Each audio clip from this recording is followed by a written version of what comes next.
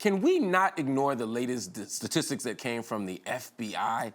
Apparently, there have been more than 100 cases of domestic terrorism in the United States. And guess what? Most of them haven't been from Arabs, they haven't been from Muslims, they haven't been from South Asians. They've come from good old-fashioned white people. Yes, they say the majority of these cases are instances of, or tied to instances of, white supremacy. What does that mean? It means that the face of terrorism continues to be brown when the acts of domestic terrorism are often white. We have to change the conversation about terrorism and call it what it really is. Black Coffee starts now.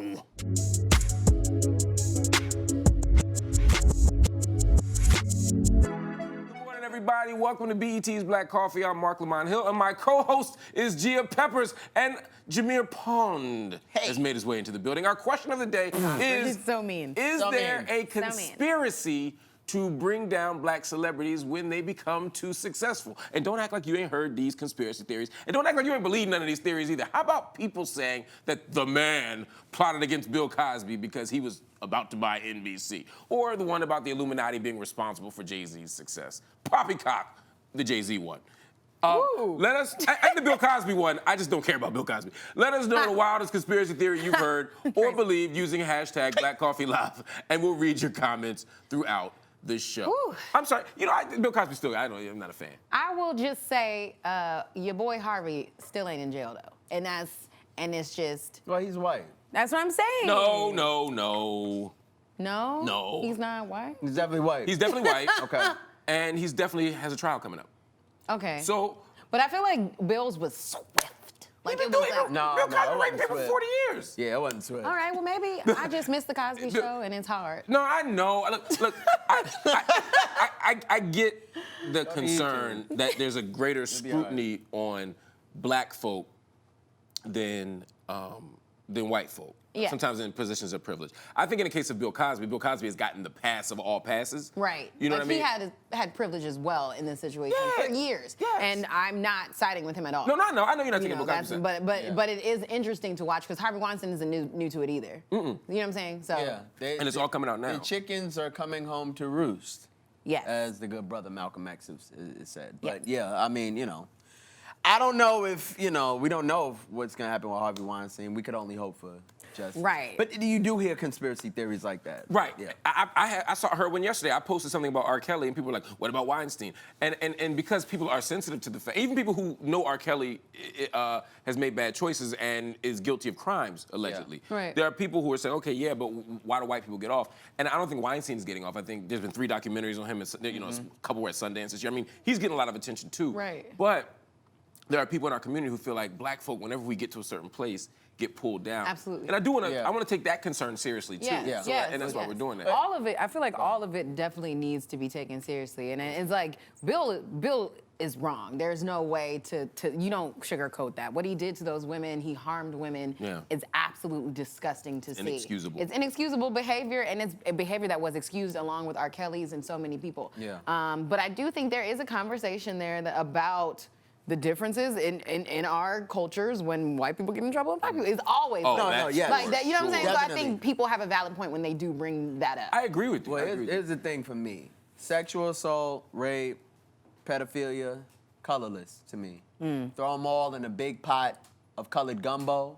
What? In prison. Please don't mess up And gumbo. then, I mean, look, it should not matter what color you are when you talk about things like that. Right, So to me, you know what I'm saying? I agree there. To me, when you get into these conspiracy theories, like, yeah, black people are unfairly treated more than white. Yes. We know that for a fact. But, like, all of them could go. You know who else has been going? Who? Your boy, is it Tay-K? Yeah, Tay-K. tell us about him. Tay-K. Tay-K, 16-year-old rapper at the time, from Texas. Okay. Put out a song called The Race. And The Race was basically him being on the run from police because of a murder that was committed. And Tay-K was just recently sentenced to 55 years in prison for that. He participated in a robbery. His involvement of it. So The Race became a popular song because he was literally on the race from the police. Like he was chronically invading. He was. And it just became a huge song. I think it has like over 40 million views Wow. on YouTube. So the song became very popular, as well as his legend. And then he got caught, and of course, like, he just got sentenced to 55 years. 55 years. Yeah. And so, and I know there was a part about the parents of the victim of the home invasion. Who, tell me a little bit about that, because the song was talking, like, everybody had a whole moment where they were like free Tay-K, T-shirts. T-shirts and things like that. So tell me, or there is a quote. We think I think I got it. Let's go to the prompt. It's from the Fort Worth Star-Telegram. They reported this really heartbreaking quote from the victim's father. He said, "Every lyric to the Race Tay-K song is stained with my son's blood. Every free Tay-K T-shirt that was ever sold has my son's blood on it." The victim's mother said this: "Every time we look up, it seems like we're seeing news about the song, seeing praise about the song, and seeing you literally dancing on Ethan's grave, but you've got enough attention." So, I mean, on the one hand, there's the grieving parent, and there's this awful tragedy that happened with this person who was killed. And then you have, on the other hand, this rapper, this young man, this rapper not even the point, this young 19. man, you know, who's 19 now, who is facing 55 years. Got it, yeah. 55 years is a long time. 55 years is a long time. He didn't do himself any favors by making Putting out T-shirts and making on the run song, making a soundtrack to his the Race. And I'm, believe me, I'm not for any, I don't believe incarceration is the answer for a lot of things, but I'm not about to scream free nobody that didn't defend himself and like willingly participated in a crime which happened to murder somebody. Like, I don't see the aspect of saying, yo, free my man Tay-K. No, like, I mean, the hood is filled with people, free shirts for people that did it. Right. But I don't think, I'm not saying that's right, though. I think when you got somebody that lost their life and it wasn't in self-defense and it was like willingly you did it, like, why am I screaming for you? You know, God bless you. You know, I hope you'll hold your head. But I'm not screaming free nobody. Yeah, like that's a tough case. I mean, it's sad because someone lost their life, and then, you know, it became this legend that, like, you know, people in hip hop, we often praise the people who get away with things and run. And I think part of that conversation is also like another F the police type of thing, where it's like you're on the run, you're getting away, you're, you know, but seeing the parents, like hearing their part, that kind of brought it all, like, oh.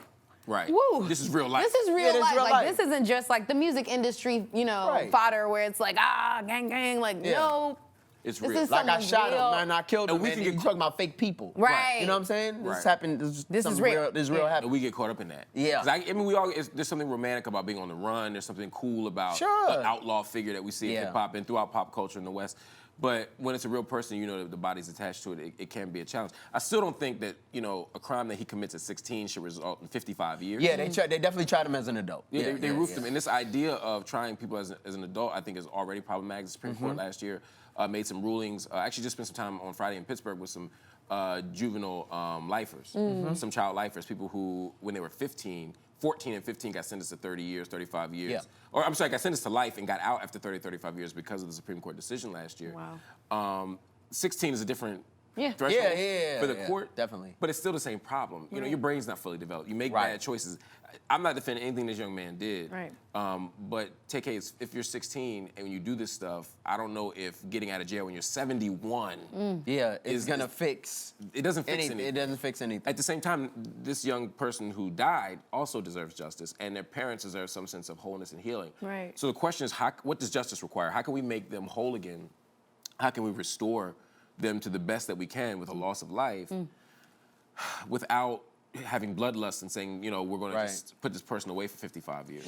And I don't know what the answer is all the time. I don't know what the answer is either, but I'm sure like the media attention from the song is not help. It's you know, things like they don't help. No. You know, He did not do himself any favor. Yeah, because they played it they played the song in the court. And you know, to reference like the lyrics and what was going on and show that he was on the run recording this, it makes it a lot harder for anybody to have sympathy for somebody, especially when they're 16 years old and now they're 19, to make them think, and we already have a disadvantage, you're black. You know, you're a young black man. You're already starting off with a disadvantage. So now to have this song taunting, like, makes it feel like we're taunting and you're not, you know, humble, or you're not, you know, you don't forgive, or you're not being, you know, whatever. It just makes it a lot harder. It makes it a lot harder. There's one more note I want to say on this before we move on to the next thing, and that is something that his lawyer said, because I do want to be very clear about what Tay-K's lawyer said in defense of him. And what he said was that Tay-K, he was not there. He played a minor role in the incident. With the son. Yeah, with the killing. Basically, he's saying he didn't do it. He was just happened to be around. That's the implication. And so that's the lawyer's note. I don't know what's true. I don't know what's not true, but I think it's important for us to have all sides in the conversation. On a different note, the trailer for the Harriet Tubman movie has been released. And it is everything we needed to be. I don't know if y'all saw this trailer, but it's powerful. It's compelling. I mean, look at this, man. It's beautifully shot. See that sun? And Harriet Tubman, I mean, one of the great heroes of our struggle, man. This is so beautiful. Yeah. Yes, and Cynthia Erivo is playing Harriet Tubman, which is incredible to me. I've been a fan of Cynthia Erivo for years. The woman's first, I first knew her from The Color Purple when she just absolutely demolished her role. And ever since then, she's been growing steadily. She's been acting. She's been acting alongside Viola Davis, all of the greats. And she's been a Broadway singer. She's an incredible talent. And some people feel a way because she is not from the U.S. Yeah. And I'm like, I get it. I get that argument. She is not from the U.S. Harriet Tubman was a slave here. Yeah. She wasn't from overseas. And there is apparently a growing tension between actors from here and actors from overseas, across the pond, who come here and quote unquote take jobs. And I hate that sentiment because I think Cynthia Erivo, just from the 248-minute trailer alone, should get an Oscar right now. Like the girl, some parts you're just made for. And I think that she played Harriet Tubman. In the moments that I saw, she played Harriet Tubman with so much respect. And I think she did a great job. But I don't know, in the 248. I don't disagree. I don't have a strong opinion one way or the other. I do understand the other side of it. I understand because if it were, because what's the line, right? If it were a Jamaican, we'd be okay with it. If it were a Black Brazilian, we'd be okay with it. You know, what's the... Would we be okay with it? I don't know. I'm asking. For some people, the question is, if this film is about being an American descendant of slaves... Right, okay. You know what I mean? We had to suffer it. Can we at least get to play the role? That's the argument. Now, I don't necessarily share that opinion. Right. No, I think that argument is valid. That's a valid argument. When you act, you transform. Right. She was the person that was... Clearly, if they did like auditions, she was the person that earned the role. Right. She dedicated herself, she transformed, she did the work, and she made it as believable a portrayal of Harriet Tubman that clearly the directors wanted. Now, I'm not saying that it's right all the time, because it's not a lot of Black actors in general. Right. But she did the work. What if it were a really talented white actor and they used prosthetics? No, you can't do blackface. I'm not talking blackface. It's not like some kind of prosthetic. No, we're not doing that. But what's the difference? Because they're white. Okay. They're white. So I agree with you. You're that white. White person shouldn't do it. I guess what I'm saying is, at some point, we're making a decision that some people who aren't this real thing can do it and some people can't. And it sounds like we're saying, at least, that just being Black or of African origin is enough to do this role, and that being a Black American or a descendant of Black slaves might not be necessary. But were there slaves? Everywhere. But everyone was dropped off at different parts of the world. But my thing is, I'm not saying that. I'm saying clearly she won the role. Like, I don't know, but if there was an audition process where there were a few actors and she beat them all because of her portrayal. She's not even a better actor than them. That's what I'm saying. But is there a Black American who could do this? Absolutely. Yeah, sure. Aisha Hines played Harriet Tubman in an episode called Minty of the Underground Railroad. She killed it.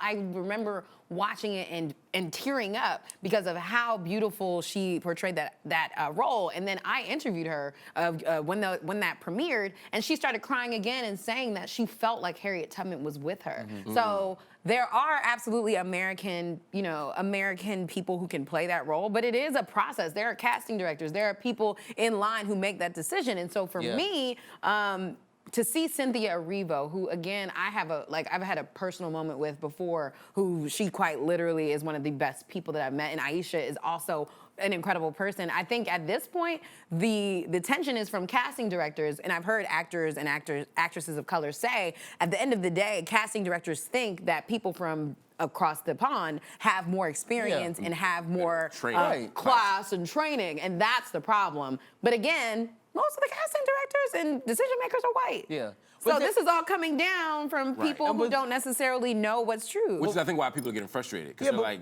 yeah. Was there any kickback when Chadwick played, had an African accent? No, A little bit. Or Forrest Whitaker? Or Forrest Whitaker's what I was thinking of. Or Angela Bassett? Like, these people played, even though But Wakanda yes, was fictitious. For example, there are people who said, you know, if you're going to play Fela, a Nigerian should be on Broadway playing Fela, not an American. For the same reason. That's what I'm saying. Let's get one Nigerian role on Broadway. But we need to be all inclusive of that. That means we take out Chadwick, Michael B. Jordan, because they played, even though it was Wakanda, it was. You can't get a real Wakandan. No. But they were saying, oh, these accents are crazy. Will Smith played a Nigerian doctor. Right. And people were like, oh, this is trash. And you should have gotten Nigerian. So that's the question. I mean, do we want to take an all-inclusive position and say we should do our best to get an actor from that place to play that thing? Yes. Or are we saying it's enough to just be black and just do the best you can, and if you're a good actor, take the role? I don't feel strong. Again, I don't feel strongly about this one way or the other because I probably don't know enough. I'm sure there's a really good argument one way or the other. My sense is that in general, if we can get a Nigerian actor to play Nigerian, we should. We'll do it. But if we can't, If Will Smith is better.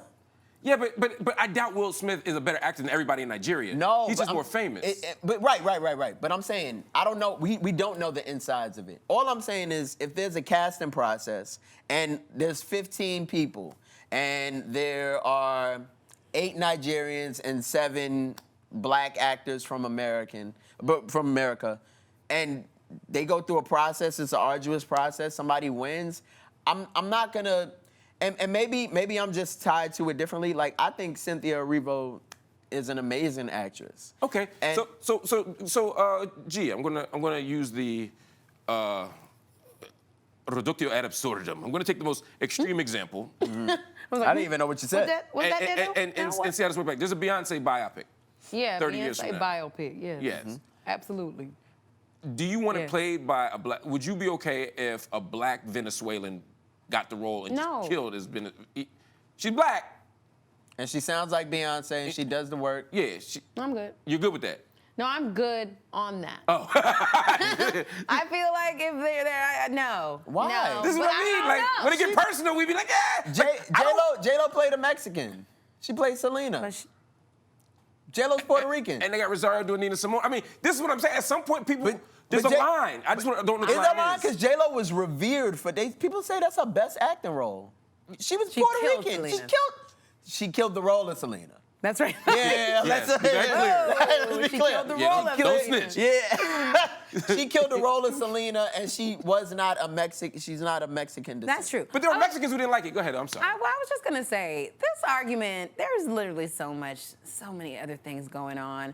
Thank God that there is a movie about Harriet Tubman. Thank God that her Fair. life Yeah. is being put on the big screen. Thank God that people from all over the world will be able to see how incredible she is and was, and her legend is, and the things she did. And if Cynthia Erivo has been chosen by the universe, by God, whatever, in this path to take that next step, then so be it. You wanna go see it? I'm definitely gonna go see I'm it. definitely And gonna they're go see it. I'ma go see it. And And there's it gonna be better be another good. movie where a British actress and an American actor, they might, do different things. flip-flop. There will be times, Yeah. there's always going to be an argument. Like, some people are just upset to see other people win. And so at some point, you just don't go see the movie. Right. If you really hate it that much, then don't Oh, no, go they're going to see it. hate watch it. They're going to watch it. Anything she does they don't like, they're going to be like, oh, see, that's because she's British. Right. See, Right. British people run like that. Black people run like this. When black people run, we run like that. Right. The British people But at some point, like, not everything deserves anger. like the old comic view skits. And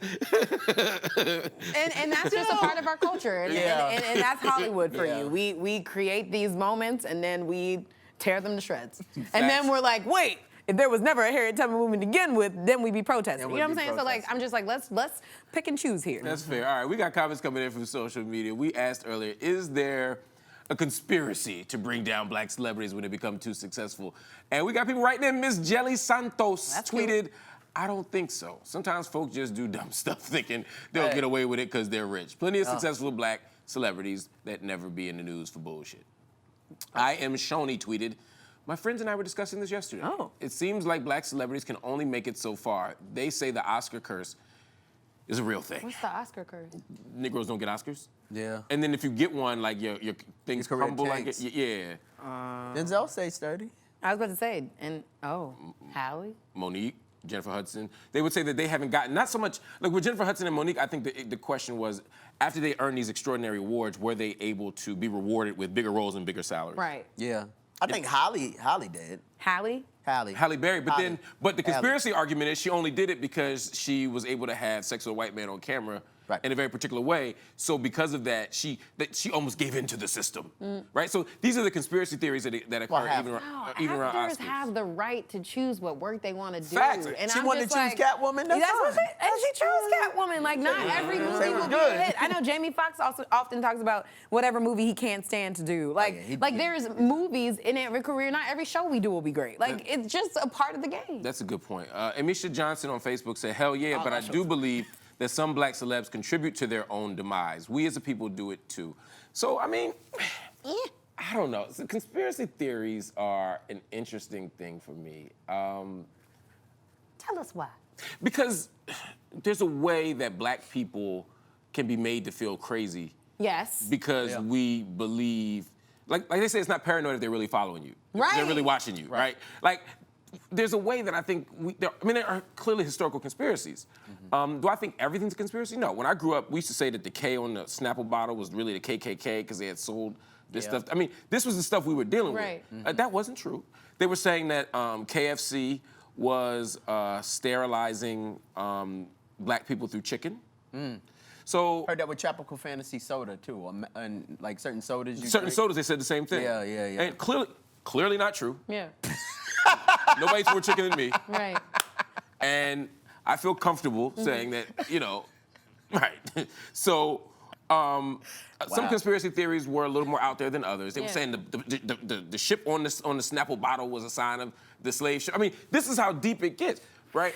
But and then there was the secret society stuff. People would say about the Illuminati, about all these secret societies and how people had to go in. I get it all the time. Sometimes, even in our comments on the show, they'd be like, Mark Lamont Hill's part of a secret society. He's an underground boule that controls the world, and that's how he got a TV show. And it's like, Whoa.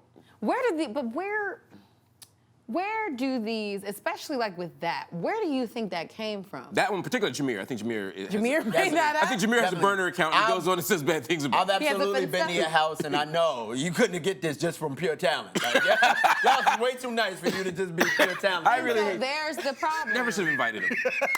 That's the problem. Like, we don't even believe that it's I think it comes possible. From, Like, it's like, oh, no, Right. I can't see that for myself, so it can't be true for you. Right. That's also one part of the conspiracy theory argument. I totally agree with you, though. We're not always crazy. No. Like, No.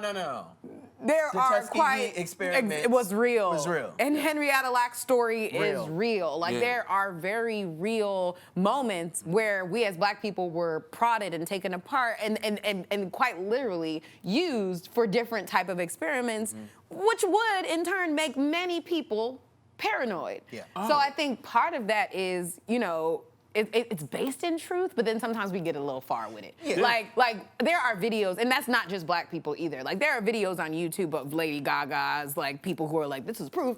This is her album cover. If you zoom in right there to the left, there's a speck that shows. And it's like, fam, I think that speck was just the artist's decision. And then Facts. also, like, a lot of it is rooted in death and the legend of death, because we've seen a lot of our most prominent leaders shot and killed. Right. Right in front of us. And they know it's coming often. They're like, Right. I'm With not gonna make it with you. MLK and Malcolm X, they knew. And Nipsey? Right. So when some of these other figures are killed, like Nipsey and Biggie and Pac, I think we have a hard time understanding that these people were killed in vain, right? Or something stupid happened and they were just murdered. And so a lot of these theories are like, well, he had to get killed like this because of the government. Like, he was so powerful in his platform. And then I think, yes, that could be true, but then there's also people don't want other people to succeed or live. Crabs in a barrel. Crabs in a barrel. You do somebody does something dumb and it results in people losing their lives. And that happens way too often, and sometimes it just happens to some of our best talent. And that's what I hate. Yeah. I really wish. And you and I did the Nipsey funeral, and it was literally Yeah. one of the saddest Yeah. days that I've experienced ever in my career for sure, but ever just as a culture, seeing this man who was about it. Like, wasn't the person that was like talking, like rapping, like, yeah, I give back turkeys every Thanksgiving. Like, shout out to the people that do, that's still necessary. But he was working 365 to make building sure institutions. that Yeah. the people in his circle, the people in his community were feeling like they were important, affirmed, and able to move forward, move out of Compton, or stay in and absolutely create a better place for young kids to grow and thrive and flourish. And so, and adults to flourish. And so it was hard to watch that because we're like, this is a Right. champion. And you would hate So for I somebody- see right. why those conspiracy theories Yeah. continue to move because it's like, nah, fam, it couldn't have just been Yeah, that. you don't want somebody to die in vain Right. like that It over couldn't have just something been as that stupid as dude- the rumor. That is. dude mad because of whatever story. Exactly. Yeah, I just exactly. hate that. But people have died for less, and that's what That's- I'm saying. But there's also been times where the government has made us believe people died for less. Yeah. So Yes. So And the that's where balance it's rooted between in. those two things, you know, I mean, if you look at, of course, we talked about the Tuskegee experiment. You're talking about a 40-year period Yeah. where black men were told that they were being treated for syphilis. Jesus Christ. And we're not. A lot of people think the government gave people syphilis. They didn't give people syphilis, but they didn't treat them for it. Right. So if you have 300 or 400 men who come in, I think the number total was 600, but you have 300 or 400 men who say that they have, who have syphilis, who report syphilis, and the government gives them a cure but doesn't actually do it, and then they follow and monitor them for decades. I mean, that's, in addition to being perhaps the most unethical and evil study Yeah. Ever, yeah. done on American soil, that we know about. It also is a marker of why black people have such anxiety and worry. Yes. We don't trust the medical establishment because the medical establishment has undermined our, our prosperity and our health. The counterintelligence program, Yes. COINTELPRO, under J. Edgar Hoover. I mean, you're talking about J. Edgar Hoover had the goal of monitoring and surveilling Martin Luther King Jr., but he wanted Martin Luther King Jr. to commit suicide. Right. So he would send things to his family, he would send things to him. His expressed goal was to get Martin Luther King Jr. to commit suicide. They infiltrated our organizations, the Black Panthers, SNCC, SCLC. They tapped our phones. Yep. They killed us. They set us up. I mean, if you look at the story of Assata Shakur, I mean, you're talking about accusing people. She was railroaded for multiple charges: bank robbery, kidnapping, things that she did not do. I'm not even talking about the case that's still pending that she obviously went to trial for because she fled. Escaped. I'm talking specifically about the things she didn't do that has been proven that she didn't do, and all of these things. Angela Davis facing the death chamber, 3 counts.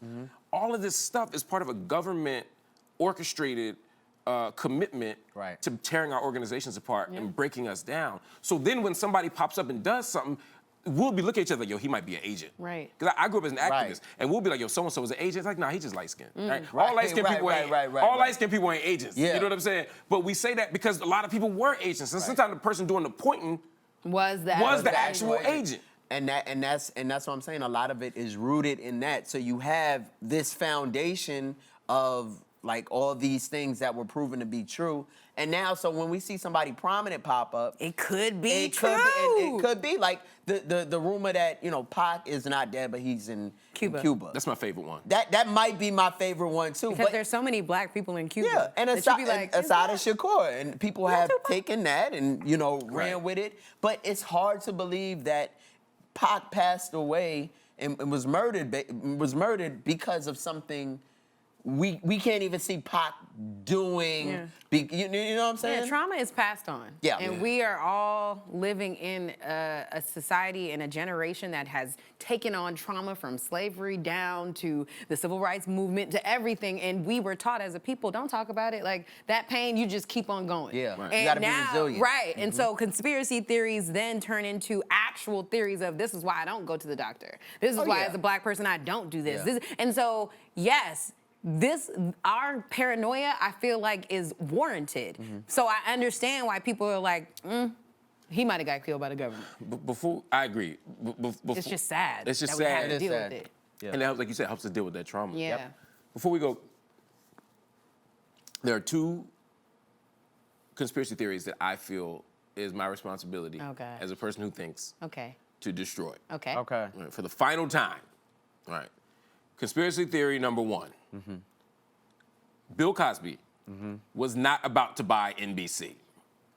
There's no evidence that Bill Cosby was about to buy I NBC. just want to know where they come from. Like, In the where did these 90s? little things come from? Okay, even if he were about to buy NBC in the 90s, the allegations of Bill Cosby go back to the 60s Yeah. and the Yeah. 70s, right? And even after he wasn't buying NBC anymore, more allegations. Yeah. Bill Cosby was not about to buy NBC. There was no evidence that he was about to buy NBC. And if they wanted to stop Bill Cosby from buying NBC, they wouldn't wait until 2018 to put him in jail for something that he actually did. Right. It was that Hannibal Buress thing that sparked it back. Yeah. Right, if anybody got him locked up, it was Hannibal Buress. Yeah. Because he got the conversation going again. And everybody was like, hold And, on. I'm not, no aspersions on Hannibal Buress. Hannibal Buress did great comedy and spoke truths in Yeah, public. yeah. I'm glad Hannibal Buress did it. You know what I mean? I'm a prison abolitionist, but I do think people need justice. And so figuring out what justice looks like, we can talk about. But Bill Cosby did it. Right. You know what I'm saying? And I ain't got to say allegedly because he's been convicted. Yeah. And then the second thing, You ain't got to sing happily. Bill Cosby's an asshole. Did I ever tell you? You don't need Bill Cosby. I heard the We know, story. we know. I've heard several Then stories. the second yeah. thing, Billiam. the second thing is the Willie Lynch letter. Yeah. Oh, yeah. That's Yeah. not- There's no such thing That's not real. as a Willie Lynch letter. It's not real. There's no historical evidence of the Willie Lynch letter. It just suddenly popped up in the 1980s. It's not in any archive. The name Willie Lynch is odd. The language of the letter is very modern. Yeah. And there's no slave master who was CCing every slave master he'd CC around town, telling him how to lock up He sent the all the pigeons. slaves, right? There's no smoking gun in history. William Jelani Cobb wrote a brilliant essay on this that people should look up on the internet. There is no smoking gun in history. Very rarely is there a plot to destroy all black people that gets unveiled in a letter that a white slave master put out. I like the Willie Lynch letter for what it's trying to get us to do, which is not pull each other down and to understand how we can come together as a community. I love the black nationalist ethos underneath it, but it ain't real. So whenever somebody tells you Willie Lynch is a real thing, they are wrong. You know what's interesting? Real quick. No. It's in the movie The Great Debaters. Yes, this is what I mean. Denzel, but this was set in the 20s, Yeah. and so Denzel was talking to taking parts of the letter and telling Yeah. His that guy, students. his student, and I was like, oh, but this ain't real. But okay, yes, okay, That's hear what's you. frustrating. Heard you. One thing though, some of it, yes, there might not have been a letter, but some of the practices seem pretty whipping, some of the things Yeah. seem pretty yeah. blanketed. Yeah. There are, I feel like some practices, being in the house, if you're lighter skinned, the results of rape and having, Yeah. there is something. Oh, it's truth, It's but true. it's just retroactive truth. Right, it's like somebody wrote it and was like, this might make sense, let me put these pieces Yeah, together they and create piece a together clip. It would be like right now if I wanted to write a letter to black to black journalists, and I'd be like, they're gonna have the women bleed. There's only one spot for each of y'all, Okay.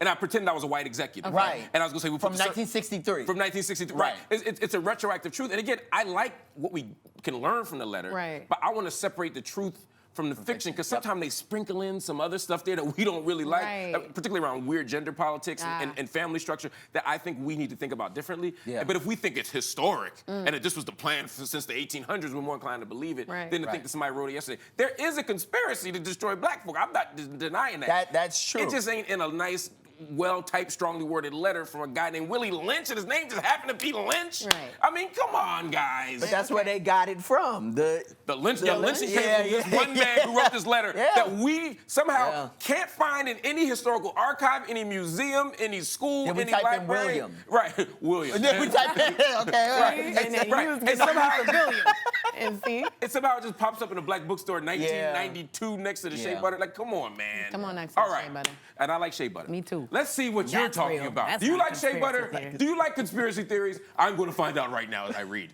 Lord. Jackson wrote on Facebook Someone that he else. heard that Pimp C died in a hotel and nobody found the murderer. I don't know if that's true or not. In fact, we do know that the coroner's report said Pimp C died from an accidental overdose of cough syrup. This goes back to what we're talking about. We'd rather, sometimes You it's better rather to believe it's a believe- mystery. It's hard. Right. Than to It's hard. it's because it's painful, and I love Yeah, Pimp C. painful. Shout out to Pimp C, love the Bun B. It's like we love these people, and so it's hard to see them go. They're and too so prominent to we go create like narratives that. around it. Yeah. Exactly. Jazz Chinky Price on Facebook said, not just celebrities, all black people, especially if they have a platform. Okay. Daniel Armando on Facebook said, just compare scandals. If you're white and you act up, they just laugh about it. And look at Bill Cosby compared to white artists in the same scandal. Okay, let's pause just before we go. This isn't true. Okay? Yes, black people get scrutiny, but let's stop acting like Bill Cosby's the only person. Matt Lauer lost his job. I mean, I could go on down. Bill O'Reilly lost his job. Harvey Weinstein is facing trial. There are so many white people who have been brought down by these scandals. We got people in the Senate, Al Franken, who lost their job. Plenty of white men lost their job for sexual impropriety, for Me Too, for Me Too era allegations. And let's be very clear: the goal of black freedom is not to be as screwed up and patriarchal and misogynistic and predatory as white men. So my goal isn't to make Bill Cosby be as blameless and unaccountable as you say Harvey Weinstein is. The goal is to get Harvey Weinstein to be as accountable as Bill Cosby has been made to be in the last couple of years. Our freedom dream can't be linked to being like evil white men. I'm not saying all white men are evil snitches. I'm saying that the ones that are, we don't want to be like them.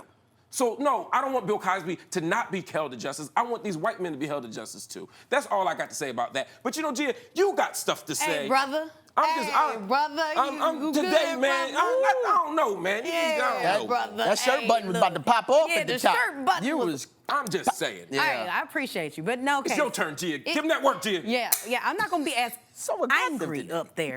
But no, so we here at Black Coffee often do our own segments, and there's been a lot of talk on Twitter about this certain story. So I got a little segment called You Deserve. Dear Sarah Morantz Lindenberg, you did not invent the bonnet, and you're sure not gonna sell it to anybody for $98. Ooh. Most businesses who start do market research before they start, and since you clearly didn't, let me break it down for you. Black women have been wearing bonnets for generations, centuries. In fact, one of the first moments in history where the bonnet movement was noted is in the 1700s, when black women in Louisiana were forced to cover their hair because the adornments in their own hairstyles were too beautiful. Slave owners forced them to wear bonnets that signified their slave class in what's called the Tigner Law. We've been wearing it for centuries, and since then, if you just paid attention to major moments in pop culture, you could have seen that Issa Rae rocked a head wrap in Insecure. Solange slayed in a do-rag on the red carpet of the 2018 Met Gala. Beyonce rocked a Gucci do-rag during the On the Run tour earlier this year. Jada Pinkett Smith, Tiffany Haddish, Regina Hall, and Queen Latifah wore bonnets and do-rags in the last segment and iconic scene of their blockbuster hit Girls Trip. To the media outlets who said she invented these, all I have to say is, as a journalist, I'm ashamed. 1, 2, cultural appropriation is just lazy at this point. There are too many references that you've ignored in this current situation. So, too many black women who own bonnet lines, who are actually out here, you can Google them, it's too many to act like this is the first time that this has been created when it's been in our culture for years. So this You Deserve moment goes out to all the black women who own bonnet companies like Tammy Roman, Toya Wright, Florabella Boutique, and so many more who still thrive despite the pure ignorance of this story. And of course, major shout out to all the women like me who sleep in bonnets and hair wraps and scarves every night. Keep protecting those curls, braids, wigs, sewing, sis, because the next morning we will be slaying, and that's a slay we can't all wait to celebrate. So we deserve all the goodness and hugs and light and a prayer because, Sarah, you tried it. Woo! Cut that clip. Gia Peppers with the heat. You tried it. Y'all tried gonna keep doing it and think that we just gonna be like, huh?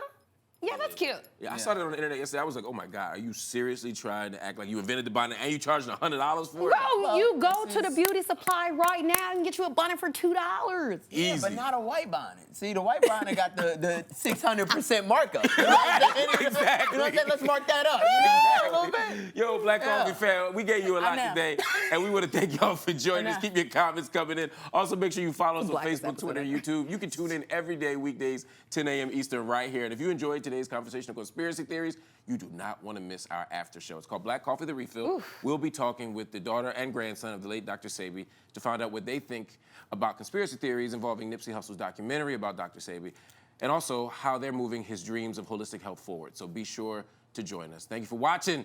Stay right here. Peace.